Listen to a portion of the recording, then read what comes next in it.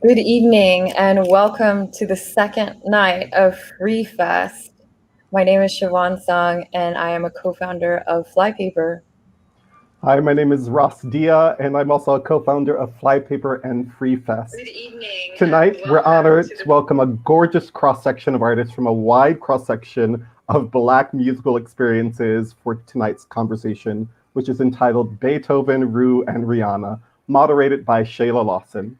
Shayla is the author of This Is Major, Notes on Diana Ross, Dark Girls, and Being Dope, with Harper Perennial 2020, as well as 3 poetry collections.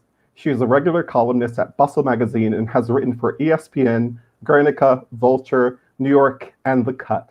Shayla is also a McDowell and Yaddo Artist Colony Fellow and a 2020 National Book Critics Circle finalist. Without further ado, here is Shayla Lawson.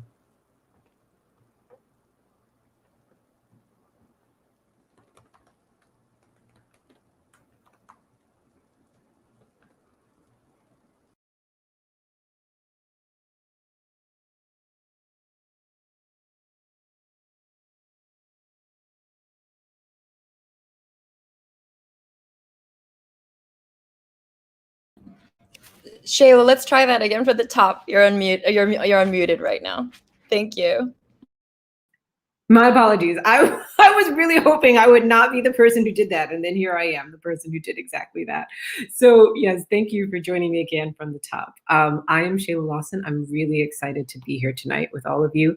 Tonight, our illustrious panel of guests will include Dr. Derrell Acon, Hoard, Alicia Moran, and Janee Greenidge.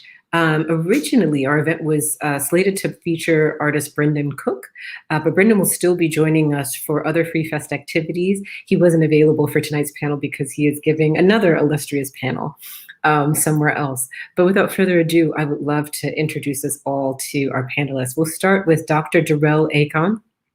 So Dr. Derrell Acon is a Fulbright scholar, a dynamic performer, teacher, activist who has appeared in venues across the nation, Africa, and Europe. As an award-winning bass baritone, Dr. Acon understands the level of passion and understanding that music can instill. He's uniquely accomplished as a performer, and his repertoire ranges from the comic to the tragic and even the sensual. Dr. Acon has proven himself as a persuasive advocate of American opera for the 20th and 21st centuries. Our next and welcome to the screen, Dr. Acon. Our next panelist is Hoard. Hoard is a Brooklyn-based singer and songwriter on the Grammy Award-winning Coloring Book, which is Chance the Rapper's album, if I'm correct. Yes, wonderful. Since moving to Brooklyn, he served as a vocalist for the legendary curated hip-hop jam session, The Lesson in the Lower East Side. And over the last 3 years, Hoard's voice, lyrical genius, and fashion have become staples in the urban and traditional music scenes. Hoard is a recent Grammy recipient due to his songwriting contribution to Chance the Rapper's hit No Problem. In addition, this past year, he has co-written 3 singles with Sunny Moon, been featured on the recently released Everything Is Fine by hip-hop legends Jean Grae and Quell Christ, and collaborated on the new critically acclaimed Michelle Indigiacello album. All very exciting. So welcome, Jay. It's wonderful to see you. Janee Greenidge is our third illustrious panelist. Janee is a proud hornline member of the Empire Marching Elite Marching Band and the Girl Scouts. Welcome, Janee. It's so good to have you. And Alicia Moran is our fourth panelist. Alicia has released 2 critically acclaimed albums, Heavy Blue and Here Today, which embrace opera and soul, while featuring rich combinations of jazz and classical collaboration.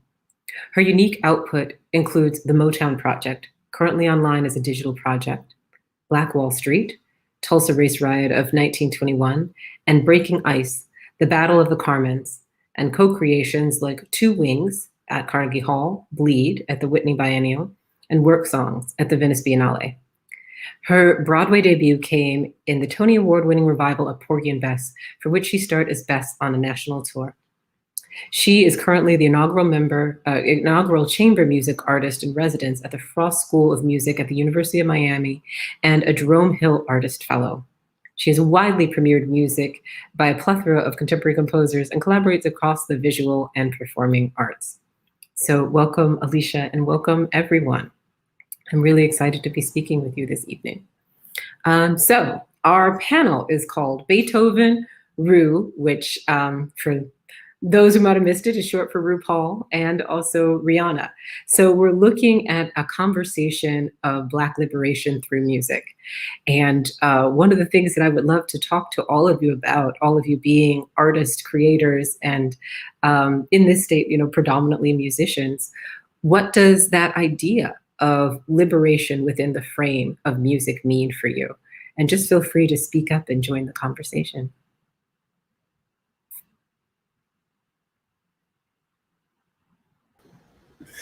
I mean, I guess for me, liberation in the sense, from the frame of music, started with my first introduction to music, which was the church. And although obviously there are problems within the church regarding queerness and all that, I did and will always have a sense of freedom. The message is clear, which is freedom. The message. And then the singing styles of those artists and musicians just helped me to, I guess, think of music as a place, or as a source of freedom, And of course, dealing with queerness within the church, music literally had to be a source of freedom, So that's me.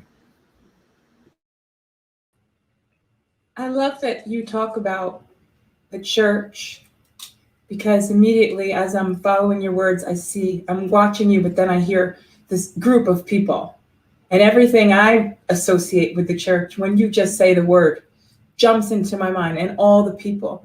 So all that made me think about my own way to answer the question could be that I don't know if when you're by yourself doing what you want to do, if that's freedom. I think freedom, as Jay helped me, just something in his voice made me realize in my mind, freedom is what you can do in front of other people also. Freedom is who you allow yourself to be in a coexistence with the consciousnesses and unconscious motivations of other people in your own mind space. And I think when I feel most free, it's like that dance like no one's watching, but they are watching. And a comfort in that space is freedom to me in my music. When I think of freedom when it comes to music, I also think about the fact that a lot of times people of color, especially Black people, are asked to be that strong person, that person that holds it together. If you're angry, why are you angry? So to me, in music, you get that opportunity to express yourself. Any emotion that you want to show, you pour it into your music, whether it be the runs that you use in a song. That's you pouring out your heart in your music, and that's the time that you're able to let go and be free. So that's what freedom and liberation means to me when it comes to music. Yeah, I would definitely agree with all of that. I first, before I offer my own comments, I want to acknowledge that here in Los Angeles, I'm on the native ancestral grounds of the Tongva people. When I think about liberation, especially in the context of like Juneteenth, I think of this image that is like emblazoned in my mind upon reading for the first time about Juneteenth, which was not a tradition to which I was privy, like growing up. I'm from St. Louis, and so this was not something that was a part of our Black culture. And so I remember reading about it for the first time and reading that folks were out on the streets in their best attire, like singing spirituals. And as as a scholar of music, what that had me to understand was that this was the first time that for a lot of these people that they were singing those spirituals from any, relative freedom or liberation from the shackles of slavery, right? During slavery, Negro spirituals were much more about the coding, the metaphor, freedom, like giving directions of where our next church meeting is going to be, all these things. But now they had taken ownership in some sense of those spirituals, and that to me felt like a certain brand of liberation. I think over the years, over the decades, over the centuries, we've seen iterations of that liberation sort of taken back by the structural oppression of this society. And for me, when I think about liberation, especially in a musical context, is how much of our music can we express, how much of our artistry can we offer to the world without the remnants of that, that slavery really is where it came down from, from slavery down to the prison industrial complex. There's always been some form of trying to hold Black people captive, hold Black people in control. And whenever we can free ourselves from that to me is liberation. And sadly, there's not a ton of that swirling around these days.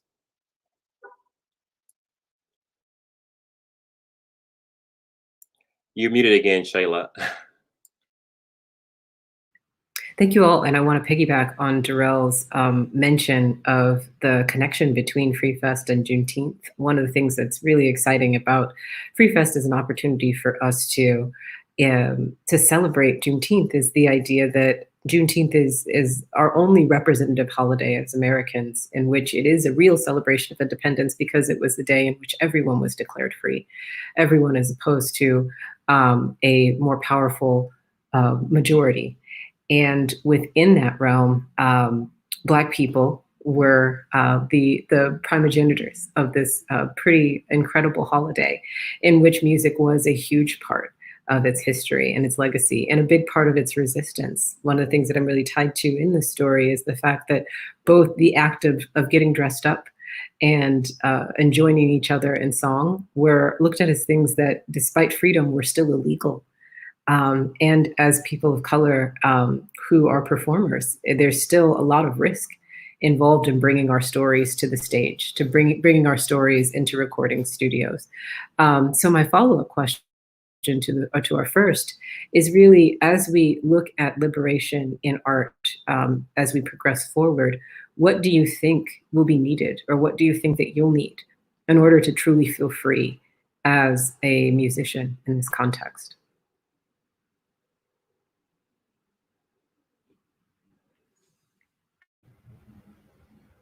I think the audiences that our Black audience would continue to feel contemporary to our understanding of things. I think some of the recent news about some southern states outlawing certain types of education around race and these things specifically are one thing, but in the abstract are frightening to me because, you might have a supercharged battery, but if there's no circuit, then it falls apart anyway.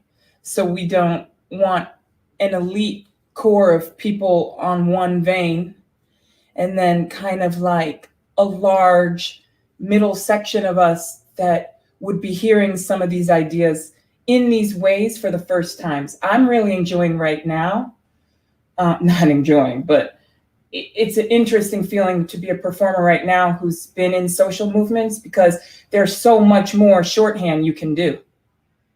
Even in a mixed room, no, people know what you're talking about. And it helps the art push faster. I don't need all these super titles all the time anymore for the emotional content, for some of the history. People are there with you quicker and are not as afraid to follow you into the truth in public. Yeah, I completely agree. Which is a privilege.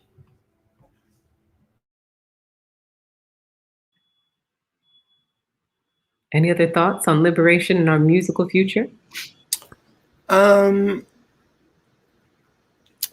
think more of these things, with that opportunity of being able, as Alicia was saying, being able to speak to engineers in the, control room, or, right, provide the Black voice for certain articles and actually give them the business, that's all great, but and it has to be done. But I think these opportunities and, reminding people in each other through these type of things that we're intelligent, that we're incredibly capable, that we, have a rich history. I think that is one way definitely that I see freedom and independence in the music industry. Like one thing, a lot of people in this industry, oftentimes, especially on the pop side, on all sides, honestly, they not even look down. There's just so much, weirdness when it comes to receiving accolades or going for accolades. And I don't know if sometimes people understand once how can I put it? If we all get accolades, we are all able to literally change the infrastructure of the system, quite literally.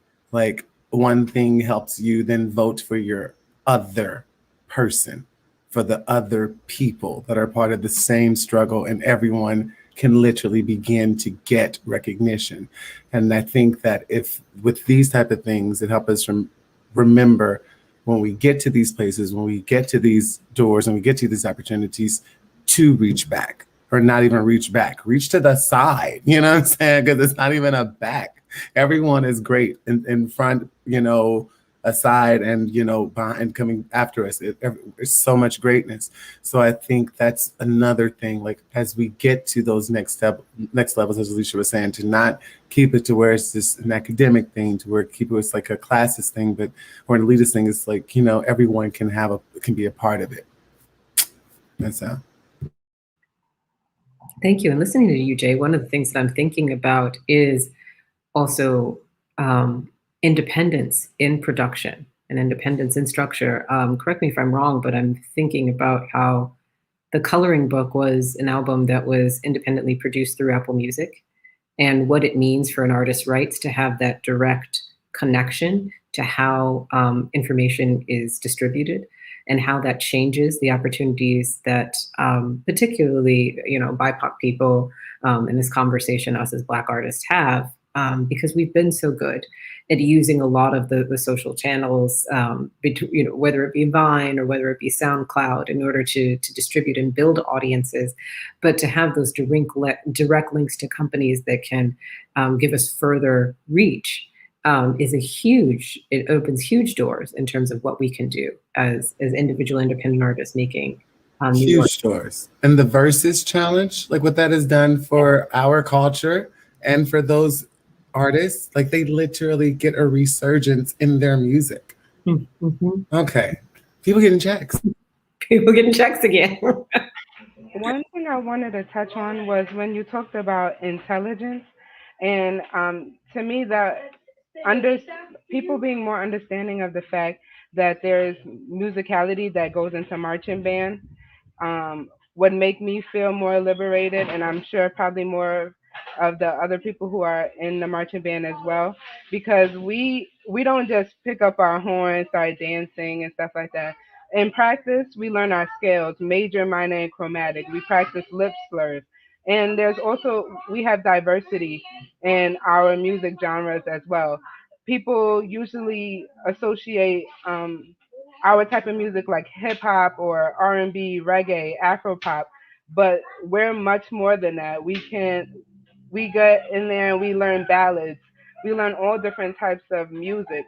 And when they go and label reggae and everything urban music, then that makes it seem like the rest of the music genres out there are non-Black, and that we shouldn't be learning them, or we don't have the ability to learn them. And just if there was more understanding of that, I feel like it would make marching bands more comfortable and put us in more spaces.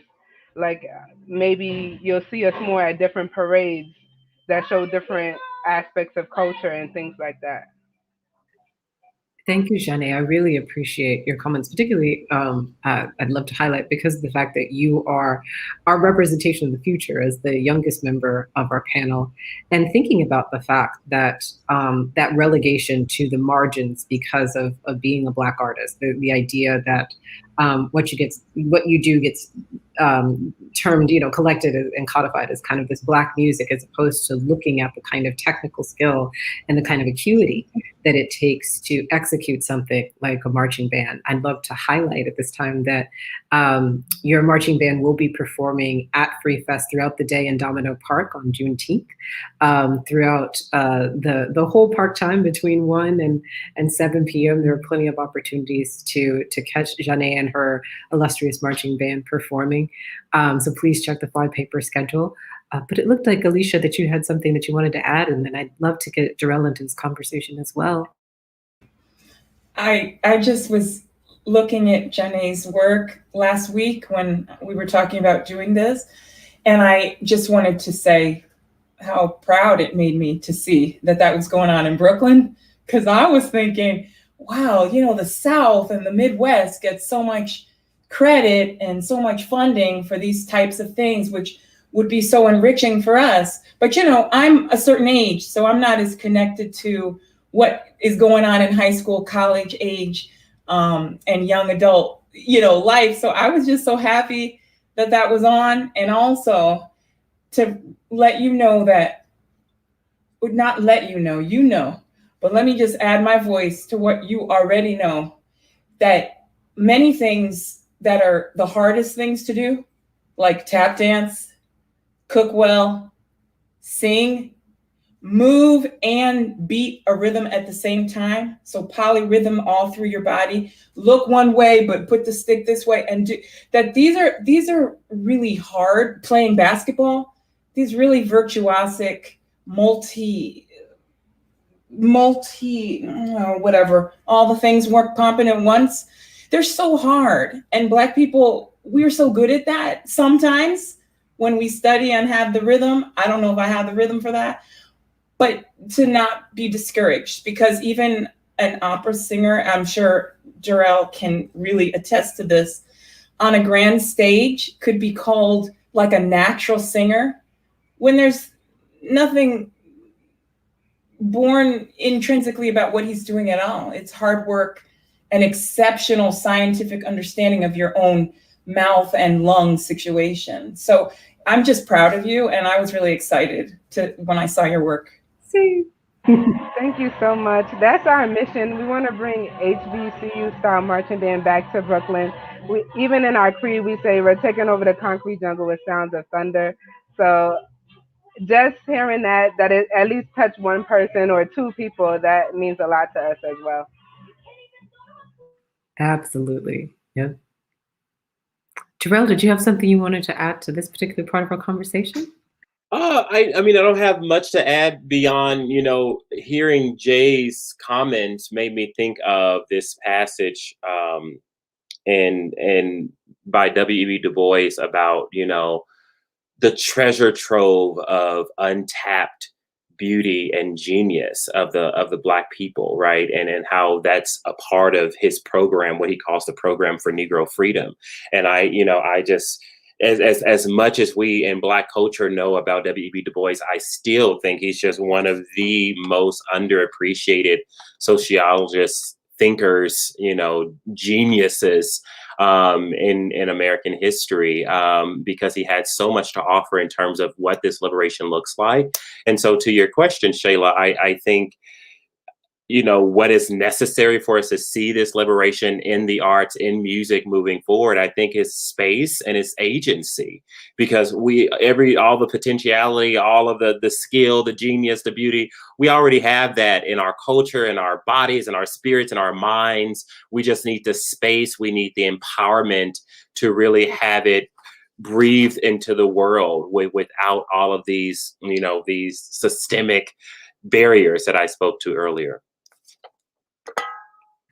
Yes, absolutely. And in accord with that conversation of genius, I'd like to tie this conversation back to our title, because I'm sure that there are members who are watching our panel right now who might not entirely get the subtlety of the gesture that's happening there. For instance, when we think about Beethoven, Beethoven is an artist that isn't necessarily always credited as Black.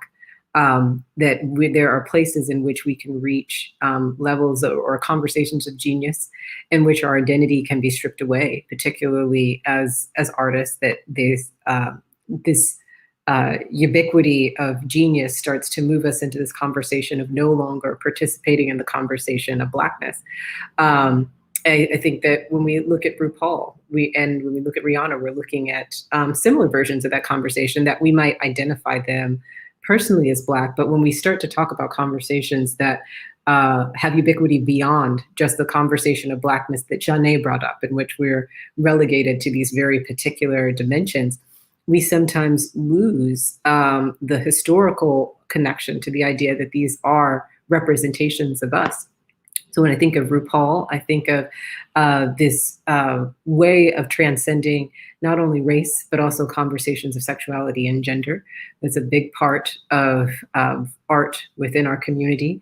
When we think of Rihanna, we have our, what is she worth at this point? 600 millionaire, the richest artist in the country, which also I think it's important to bring out the fact that moves it also into a Caribbean and Pan-African space, recognizing that Rihanna hails from Barbados. So spreading out this conversation of what Black art is, understanding that it's Pan-African, that it is LGBTQ plus inclusive, that it has a long historical legacy, that we're not just talking about a contemporary space, we're talking about something that stretches back as far as the Western canon of music and beyond. And so within that conversation, I would love to hear all of you as artists talk about where do you see yourself? How do you define yourself? It's a rather big question, but I think especially for our listeners who are artists who are trying to find their place and find the kinds of illustrious accolades that we already see in your bios in their own, like how do you start to define for yourself what is your canon and where you fit? Maybe I'll speak on that first, because you got me thinking when you say that there are artists listening, on my general path when I'm on panels, and that like I want to make sure that I'm offering some takeaway. And so especially assuming that there are artists who are younger than I am or maybe earlier in career than I am, the biggest piece missing for me as it relates to Black liberation is the economics piece, right? When you think about empowering Black people, there's these initiatives and nonprofit organizations and protest, all of this stuff. Just like this is a capitalistic society, so at some point economics must enter the chat room, right?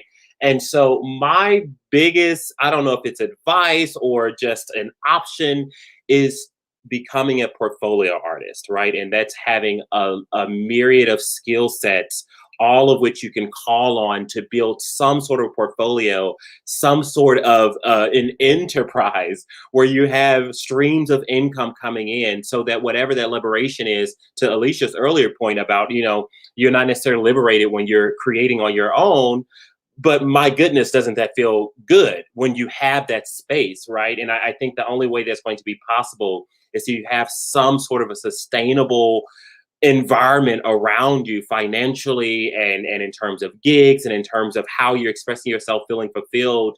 And then everything else that comes out of that, whether it's business related, getting contracts, auditioning, all that kind of stuff, it doesn't rule your life. And I think that's what conservatory life, that's what a lot of folks who are in the music business, I would imagine all sectors of the performing arts, we sort of get into these traditional trajectories of what it means. Okay, now I'm here, I'm in college, so my next successful step would be to get this contract, and then I do this, and then I do this. If we can just disabuse ourselves of that sort of like mandate, we have so much more freedom as artists. And so that would be my call to all of us, because we need that liberation. We need that freedom of thinking, that freedom of really strategic artistry in order to use our art, use our creativity in any way that's going to empower other Black folks. I absolutely agree. I think your point is so important because of the fact that when we enter into the world of learning about our art, in this case, particularly music, the trajectory is always kind of set out for us as being longitudinal, that we're supposed to wait until we incrementally hit all of these milestones in order to call ourselves an artist. And there's this way in which we get siloed. And a lot of artists, irrespective of where they are in the vein of their career, don't understand that we are at an apex in which the reason why we see so many multi-hyphenate artists is not because people can't focus or because they're not really honing their skills. It's because of the fact that that is an essential part of independence, is the fact that your scholarship feeds your art, feeds your activism, feeds your tummy at the end of the day, because you're going to need to diversify in order to make sure that you are taken care of completely as an artist. I don't want to speak too much because you all have wonderful things to say, but I just had to jump in because I wanted to, also shout out that I think that's really important. Please, whomever would like to jump in. I will say also, for those of us who are participating by watching in their homes, feel free to pop a question for us in the chat because we would love to answer. We're getting ready to hit the Q&A portion of our broadcast very soon, but I'll turn it over to Alicia. I would say that if I were younger, looking at something that I really did right was that I tended not to reject being taught things, but to ask why I was being taught something. I always was very aware of, okay, there's a piano requirement. I'm not going to complain. There's a reason for the piano requirement. What's the reason? Tell me why. It's really important to know not a basket full of facts that you can't use. It's really important to know why the teacher thinks you should know. Because then as you get to know the teacher more, the teacher on that day might be your television, it doesn't matter. But the more you understand about where the information comes from, the better you are equipped to catch fly balls and use them for your own protection, to be quite honest. And so that you can protect other people, so that you can protect your team. So the piano requirement, the answer that they gave me, also I passed out of it because I took piano when I was a little kid, but from my parents, right? Mom and Dad, why you teach me piano? Piano teaches you how to focus because it's something you do that you don't want to do, right? It's something you have to do where you have to tell your friends to go away and only you can make this happen. No amount of, once you have the piano lesson, no amount of intelligence, money, comfort in a general sense is going to make you a better piano player than any other child who touches piano for the first time. So having a really pure idea about what the activity is will then help you to understand why some people find it really difficult to attach to that. And then you can help them. So I tend not to generalize things, and I tend not to complain because I rather do. And I'm also not afraid to fail. That's another kind of a privilege, and that relates exactly directly to what Derrell was talking about, because I had every kind of day job. Oh, and day jobs are how I can lead a production, because I've worked for a charitable trust. I've read 1,000 grants that didn't get granted and 500 that did. So I know what it looks like when you're not going to get that money, because that was my day job for 5 years. I worked for a culture writer. I saw the invitations that he ignored. I saw the invitations that he was like, I got to be here. What's the difference? It's not quality in a general sense. It's something else. I worked for a writer, a professor at a university, and for 5 years, right? And he adjudicated a book prize, a major prize. That's like they give thousands of dollars to this person who writes the best book, who submits the book. And boxes and boxes of books. Many of the books, he would look at them, he just chuck. So that's the cover and the author, who it is. Then many authors read the first sentence, chuck.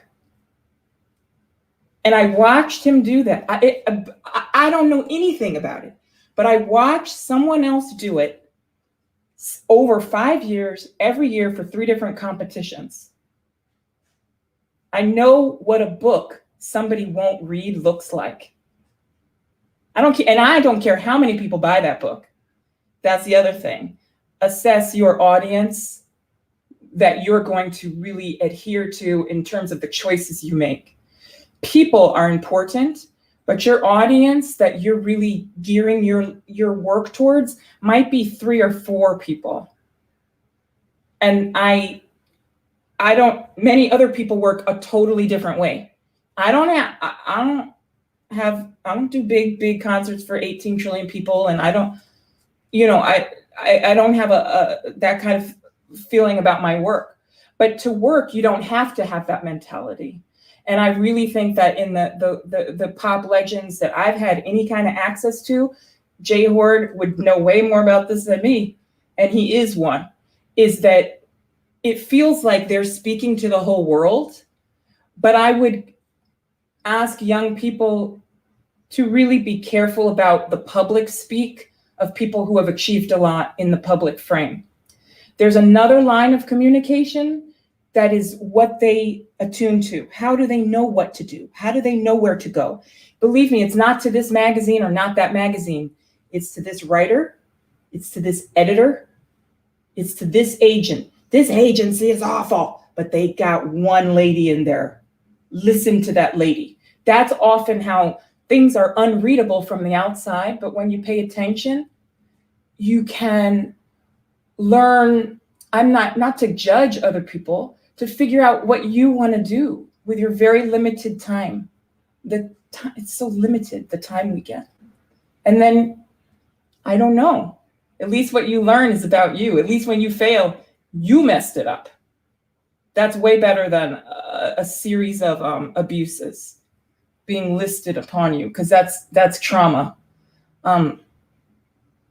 Move first, fail first. Then you only really have yourself to talk to.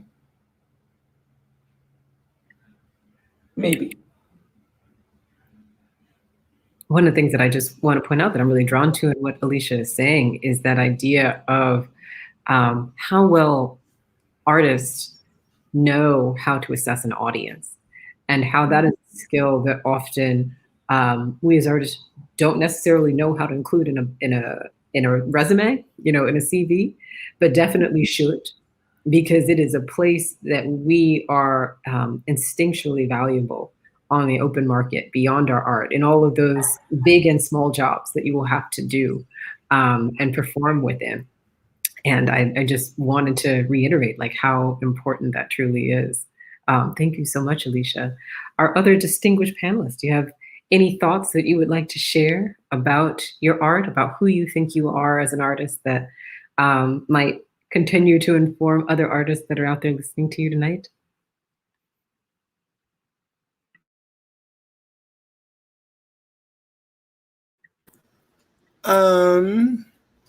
I guess to echo both Derrell and Alicia a bit, I've had to do a lot of, diversifying my own musical gifts is a big one. Helping better my songwriting skills, vocal skills, blah, blah, blah, all that, but not so that I'm better than other people, so that I can be literally hired. That's one. I think another thing, echoing Alicia, is wanting to learn. A big one for me is I come from a big family, and a very Black family, and they've always stressed that we have to work double You know, you have to work double as hard. So knowing that, and I would say in both to what Alicia and Derrell said, obviously we got to make money, and it is difficult, you know, to have certain things like, you know, I was a person that did go to what is the word I'm looking for? Practice rooms to rehearse and stuff all in college. But I also had to work 3 jobs, you know? So it was just very difficult. I did not learn everything I could have in college. I got the degree, but I know I've learned so much more about music. And I'm talking about actual theory and other things from having to work, having to teach, having to lead a choir, having to learn the music, having to sit down and play the chords, you know, because I had to, again, do it to get paid. So I think, I guess that's one thing I'll say is, you know, as much as difficult as it may be because you're Black, or as difficult as it may be because you're queer, as difficult as it has been because I'm Black, as difficult as it has been because I'm queer, also remembering that you can literally do it, you know, you can definitely do it. Take your time, literally embrace those that embrace you, and those that embrace you that are healthy, you know. I think like I used to focus so much, especially after things did start to happen, I started to focus on things or on specific people or specific, you know, an aesthetic or whatever. And then I had to remember to literally sing for people that wanted to hear me sing, write for people, not even write for people that want to hear me write, because I am a artist that writes for me. I can totally sing for others, and I do that in songwriting for others. But when I write my songs, I like to write what I'm feeling. And so I feel like that's another big part of artistry, is like, if you have to be the jack of all trades in order to make money, in order to grow as an artist, make sure that at the end of the day, you are able to just write music for yourself, you know, as much as you have to make a hit, which literally has to have people like it, you know. It is what it is. That's just what it is. But make sure that you have your, you know, that you have your songs, and that you have your records that you can also perform, that make you feel whole, that people know who you are, if you want that. So that's that. And if you don't want that, that's also fine. But I say the biggest thing is know what you want and go for it. Go for it. Have no shame about it. And Jay, one of the things that I love about what you're saying is kind of that old adage, make art for yourself first. You know, that you have to make art for yourself. What you're adding to that I think is really important, that not all of us realize when we are first entering or in the game, is that sometimes the people who are going to respond to the real you aren't going to be the people that you expect. And that is something that you have to respect about your art, is that when you are bringing your whole self, that your audience may not look like the way that you anticipated it to be at first. And that doesn't mean that you're doing anything wrong. It means that you have to listen for who that audience is, and be willing to receive that, and be ready to see who it is that brings something to the table, because it is about creating the work that is most authentic to you. Janee, is there anything you'd like to add to our discussion of who we are as artists, and what we might want to share with other people who are aspiring to get here? Well, for me, as a person who's a member of a marching band, I think about myself, but I also think about the other members. So being a member of a marching band is kind of like being a piece of a puzzle. So say you put together a whole puzzle and one piece is missing. You didn't really complete the puzzle, and you can tell that piece is missing. So if I come to practice and I didn't learn the music, or if my tempo is off, or if I don't put my all into the song and everybody else is playing full out, I am being that missing piece to the puzzle. So as a member of a marching band, I think about myself and making sure that I have the preparation and the practice and the discipline, but I also think of myself as a whole, because my personal piece can affect the band as well. So for me, something big is discipline. Making sure that you come to practice on time, making sure that you're picking up the slack sometimes in practice, or putting out the extra effort that day to when someone else can't. So just making sure that you do what you need to do personally in order to help the greater good, and always remember your mission or the goal that you have. Everybody has a goal, whether it be something long term or short term. So always keep your eye on that goal. For us, our goal is to impact the lives of youth, or broaden the cultural horizons of youth in Brooklyn and beyond. So remember that goal every time you step out on the field or you step out on at a performance. Remember that goal, because at the end of the day, that's what's going to push you further. It's not just what's going on around you, but it's that long-term goal that you always have to remember. I love that metaphor that you provided for us, because as artists, it is really important to remember that each of us is not the whole puzzle. We are each a piece in that puzzle. And it doesn't matter whether you're the shiniest or you're the most important piece. We all have to operate as pieces in order for our art to come together. It's a part of the collaboration in music that makes it beautiful, but it's why the discipline is so essential, is because you can't come and just be shiny. You've got to fit in. You've got to be able to fit into the whole, to make an orchestration, to make a production, to make a marching band, to make a recording, to perform live. It's just a very necessary part of this particular art that we produce. So we've got a few more minutes with all of our illustrious panel members. I would love, in the spirit of Juneteenth and the spirit of freedom, to just talk about what is the art right now that you are seeing, art, activism, what parts of the world right now are you seeing that make you feel free? What brings you joy in this moment? What makes you feel liberated? What makes you feel free? It doesn't have to be art, just... I mean, for me, it's just certain things. Like, I have a very close-knit family, and that's one of them. Friends. Like, I know it's so cliche, but in specific to a pandemic, in this moment, it has been legit friends, family, and, the realization that there is a collective idea. It seems, at least, there's a collective desire for change. It seems as though, I don't know if it's long lasting, but it seems that at this moment there is a collective desire for some change, and that feels really good. If nothing else, to like literally increase those that will keep the fight going. Those are the three. So loved ones and the literal hope of the world that we're seeing right now. Thank you. It feels very in the spirit of Juneteenth. It made me think about one of for me, like the dearest things about Juneteenth is when in Texas, it was 250,000 people who heard the ordinance to say that they were finally free. One of the first things they did was go and look for their families.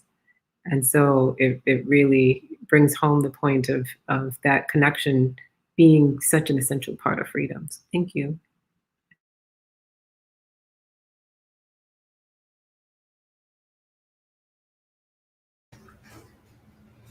We were in Charleston, South Carolina this past week, presenting from my bio, that piece Two Wings, Carnegie Hall, has been performed other places since. And this one festival in Charleston just kind of never canceled it. We just have for 2 years acting like it's going to keep still going to happen. And this Friday, it actually happened. And I think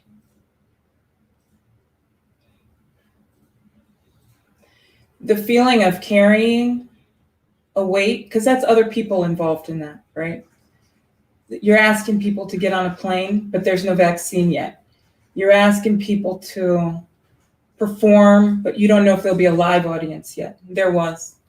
You're asking people to reorient their live spaces, and it's so much to ask of people. And then because you know getting paid is good, but that's not when you really approaching artists.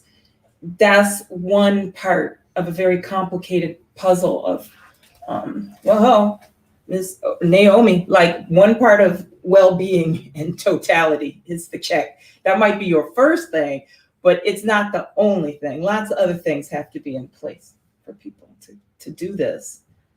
And especially when you're doing socially aware work, then and referencing trauma in your piece in a self-conscious way with your audience, then you have to take care of yourself in a different way.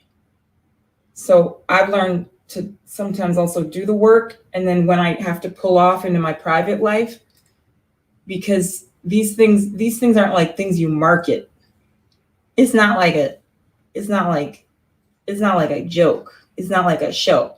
There are tickets to sell and people to do that, but when you making these things, this is just you in the dark crying. It's just pure pain. So for how long can you carry something like that and then create a safe space for other people to follow your lead into a place and into a thing? I think the freedom for me, the thing I learned through all of this, and with the friends we lost, people who perished, and all subway workers and nurses and doctors and taxi drivers, grocery store workers, all these people who died while we were trying to figure out how people are even getting it and how to make it stop. All the people the bus driver who got coughed on, then he perished. I think about these people all the time. So what makes me happy is seeing people working who I may not know what their job is, but when you go out on the street and then they're coming out of their job, they're working, construction workers, delivery men on bikes who gather together on the street in between runs, people coming out of the hospital with a smile on their face. People working makes me very happy now. That gives me a lot of faith that as an artist, I'll have an audience to sing to and continue to just resuscitate. So any suffering that we did we're so blessed because it's never in vain. It is never in vain, no matter how bad it is, what is happening to you, what is happening to somebody close to you. When you're an artist, you have an opportunity to ball it up and put it in the air like a solution for somebody in fireworks.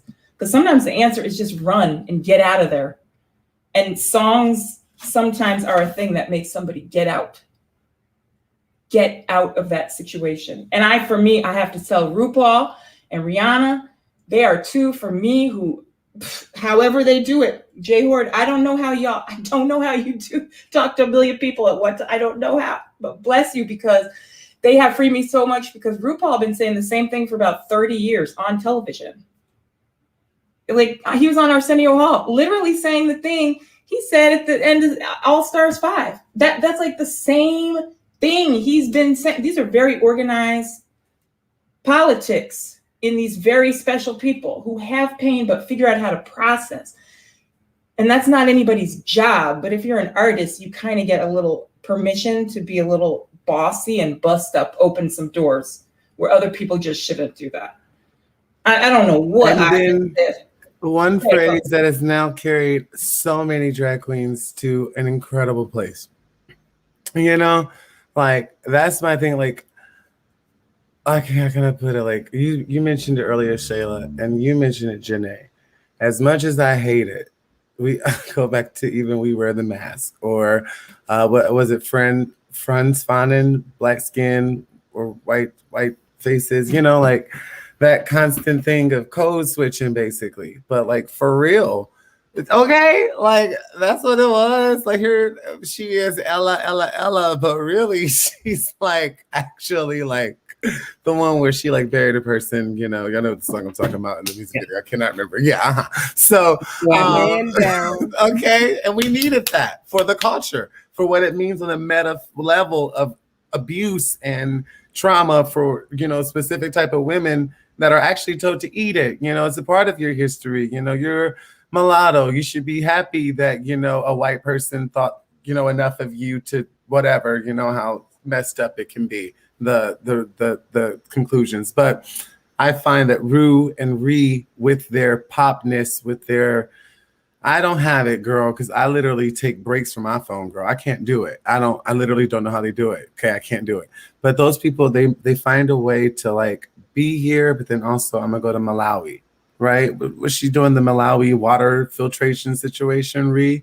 You know, like the things that, though I hate to say it like this, but that the W's won't talk about, you know? They won't mention that she's in Malawi giving people fresh water filtration in her Fenty, but that she's there. You know, she was in Fenty. So I feel like that's what's beautiful about us, is that even though while we're code switching, we're still like you said, Alicia, we're still busting down those doors. Still. And I don't think anything is a greater representation of Juneteenth and freedom than those doors that we continue to bust open and bust down, you know? So thank you, everybody. This is going to conclude our panel discussion for tonight. Beethoven, Rue, Rihanna, Derrell, Jay, Alicia, Janee, and Shayla. You know, let's ensconce us all in this wonderful lexicon. And please, all of you who joined us tonight, thank you so much for your attendance. And for more events related to FREEFEST and more events of this caliber, please check out flypaper.com. Sorry, excuse me, flypaper.org. Thank you, everyone. Thank you. It was an honor to talk with you all. It was wonderful. Thank you so much. Thank you, Roz. Thank you, Siobhan. Thank you, everybody who helped put this together.